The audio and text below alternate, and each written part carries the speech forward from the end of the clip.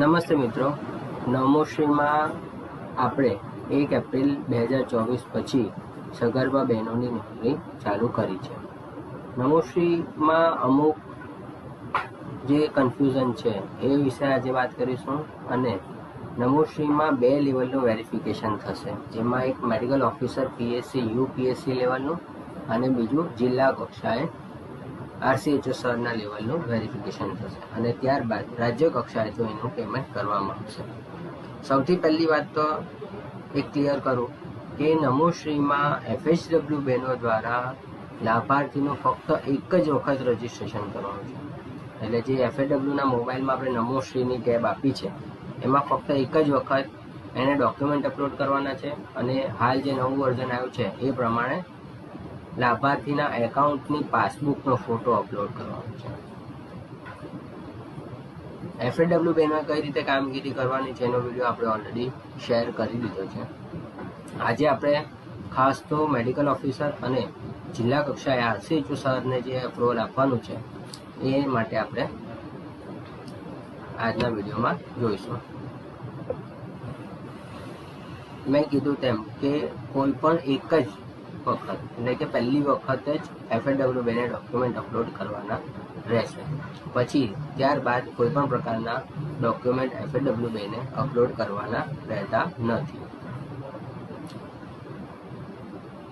એ upload કરશો ત્યાર પછી મેડિકલ ઓફિસરના ડેશબોર્ડમાં વેરિફિકેશન માટે નામ જશે અને મેડિકલ ઓફિસર અપ્રૂવ કરશે પછી એ જિલ્લાના આરસીએચઓ સર, જિલ્લા અથવા કોર્પોરેશનના આરસીએચઓ સરના લોગિનમાં અપ્રુવલમાં જશે. બીજી એક ખાસ વાત કહી દઉં કે જે સગર્ભા બહેનો 1/4/2024 સગર્ભા હતી એટલે કે કોનકરન્ટ પ્રેગ્નન્ટ વુમન એ અને 1/4/24 પછી જેટલી પણ બહેનોની નોંધણી થશે એ બધી બહેનોને આ યોજનાનો લાભ મળવા પાત્ર છે. એ પહેલાંની એટલે કે 1/4/24 પહેલાં જે પણ ડિલિવરી થઈ ગઈ છે એ બધા નામ સંભવિત લાભાર્થીમાં નહીં આવે અને 1/4/24ના દિવસે જેટલી પણ બહેનો સગર્ભા હતી એ બધાની યાદીમાં નામ આવશે અને એનું ફોર્મ આપણે જો અપરા જે 11 ક્રાઇટેરિયા છે એમાં એલિજિબલ થતા હશે તો આપણે એના ફોર્મ ભરી અને ડોક્યુમેન્ટ અપલોડ કરવાના રહેશે. હવે આપણે જોઈશું કે મેડિકલ ઓફિસર દ્વારા જે અપ્રુવલ આપવાનું છે એ કઈ રીતે આપવાનું છે. મેડિકલ ઓફિસરમાં એટલું ધ્યાન રાખવાનું છે કે સૌથી પહેલાં ફર્સ્ટ ઇન્સ્ટોલમેન્ટનું એટલે કે નોંધણી પછીનું જે અપ્રુવલ છે એ આપવાનું છે. એ આપશો પછી જ જ્યારે લાભાર્થી બીજા તબક્કાના લાભ માટે એટલે કે 6 મહિના પછી એલિજિબલ થશે એ ઓટોમેટિક બીજા તબક્કાના અપ્રુવલમાં જશે. ત્યાર પછી જ્યારે ડિલિવરી થશે ત્યારે ત્રીજા તબક્કાના અપ્રુવલમાં જશે.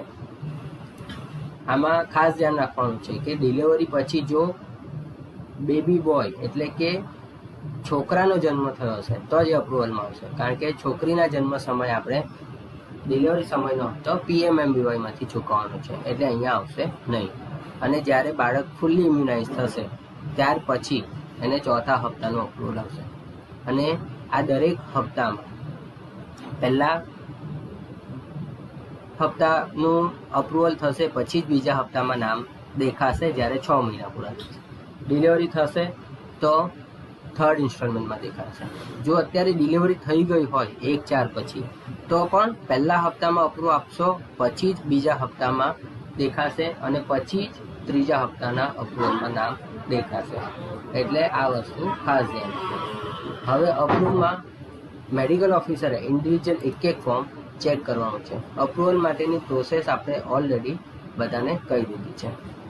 અહીંયા જે ખાસ વાત ધ્યાન રાખવાની છે એ છે કે હવે medical officer account number change કરી શકશે, કારણ કે આપણે એફએચડબલ્યુ બેને એકવાર ડોક્યુમેન્ટ અપલોડ કરશે પછી એકાઉન્ટ નંબર ચેન્જ નહીં કરી શકે, જ્યારે મેડિકલ ઓફિસર ચેન્જ કરી શકશે. તે અહીંયા તમે જોઈ શકો છો.